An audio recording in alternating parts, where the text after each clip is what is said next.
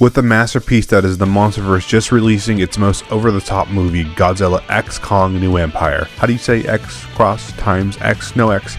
Anyways, it was an amazing, goofy-ass movie. Godzilla -1 winning Best Visual Effects at the Oscars and legitimately being one of the best movies ever created. There's so much awesome kaiju media happening. Hey, it's your kaiju enthusiast, Savi. I want to talk about my most anticipated kaiju anime this spring season, Kaiju No. 8. I've talked about this series in a past video. If you're interested in that, link in the bio. Kaiju No. 8 began premiering on April 13th. By the time this video comes out, there should be a few episodes to watch.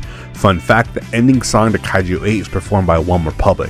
Yes, that One Republic. Why? How? No idea. But it goes to show you how big anime is nowadays. Shout out to one of the best English anime openings of all time, Smile Bomb. I wonder where you are, mysterious lead singer. I miss you. Kaiju No. 8 is being animated by Production IG, notable from animating Psycho Pass and one of my favorite sports anime, Haikyuu. Okay, so what is Kaiju No. 8? Kaiju 8 is written and illustrated by Naoya Matsumoto and debuted on Shonen Jump Plus on July 3rd, 2020. Almost 4 years of publication. It even has a spin-off manga called Kaiju No. 8 Side B. You would think it's published through Shonen, so it probably has a typical teenage anime protag. Bahaha, that's where you're so wrong. As a kid, Kafka Habino and his childhood friend Mina Hashiro had their hometown destroyed by kaijus. These friends vowed to join the anti-kaiju defense force. At 27 years old, Mina is the captain of the 3rd Division of the Defense Force. Kafka, now 32 years old, countlessly failed the exam and has left that idea behind him. It's honestly something I've never really thought about, but who cleans up after the heroes? If a massive kaiju is killed, who actually cleans up those messes? Well, that's exactly what Kafka does for a living. He climbs inside these creatures, saws their bones,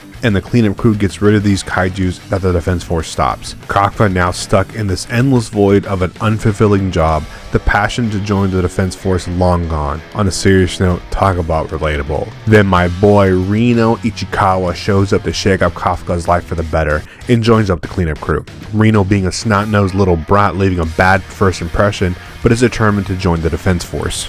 Despite that, Kafka mentors Reno in the job. At the end of the day, Reno lets Kafka know it is not too late to join the defense force.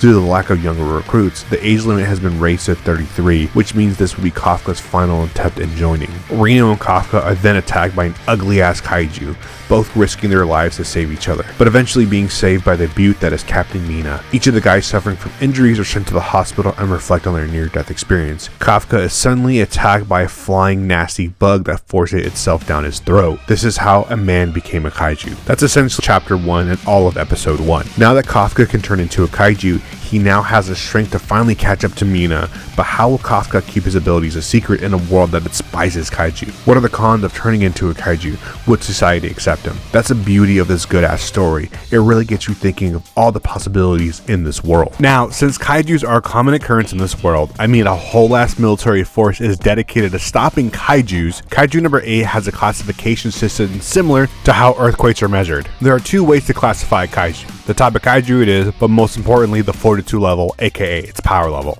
To start, Yojus are the smaller of the kaijus. Typically they are in groups and accompanied by their Honju. It is possible for a Yonju to have a fortitude number above 6.0 that classifies it as a Honju level threat, but still being a Yoju. Honju are the largest and powerful kaiju that can generate and guide Yoju through their organs. The fortitude level is above 6.0. If a Honju has a 6.4 fortitude level, an entire platoon of the defense force is needed, or a single vice captain or captain is needed to defeat them. Dai Kaiju is a kaiju whose fortitude level exceeds 8.0. Unlike Yoju and Honju, which are linked to size does not matter for a Dai Kaiju. Power is what matters here. Kafka is a Dai Kaiju and has a level of 9.8, the highest ever recorded despite being small compared to Honju. Dai Kaiju are very powerful and have Honju type abilities such as guiding Yojus, but what makes them very dangerous is they can operate individually. Now for where the number 8 of the title name comes in, a specialized category. The last thing kaijus can be classified are as identified kaiju. Again, back to Kafka, since Kafka is a Dai Kaiju and has a very high fortitude level, the Neutralization Bureau gives these type of kaijus like Kafka a code name for identification. At the time of recording, there are a total of 15 identified or codenamed kaiju. So Kafka being the 8th identified Dai Kaiju, thus giving him the codename Kaiju No. 8. I did my original kaiju video on Godzilla, Monster Hunter, and Kaiju No. 8. I talked about Kaiju 8 last, and that was for a reason.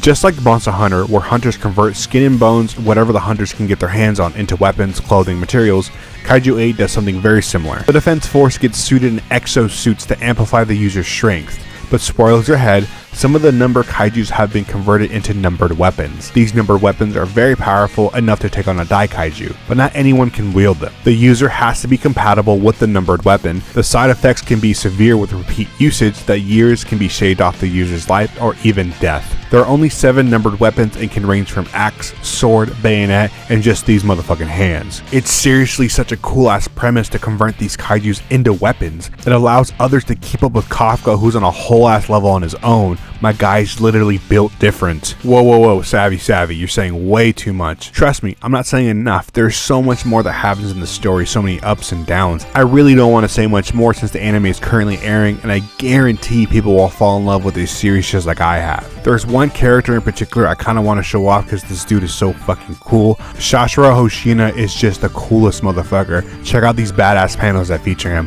While I quote something really cool that he said: "Rainy days, snowy days, birthdays, New Year's days. I've lived every day of my life since childhood wielding a sword. I've lived my life with the blade always on my mind. That blade, that sword-like techniques I've cultivated, the stainly cut massive iron. If there's even the slightest thing that can be saved by any of that, then I've got no choice but to wield my sword." That's the other thing about Kaiju 8, the art, the panels, man oh man, the artwork is just phenomenal. It's something that will always be hard to translate into the anime. I mean, just take a look at some of these panels. There's so much weight and detail put into them. Yeah, the cool ass action panels are sick, but the ones where Kafka is sitting in the rain, these types of art spreads make me appreciate the mangaka so much more.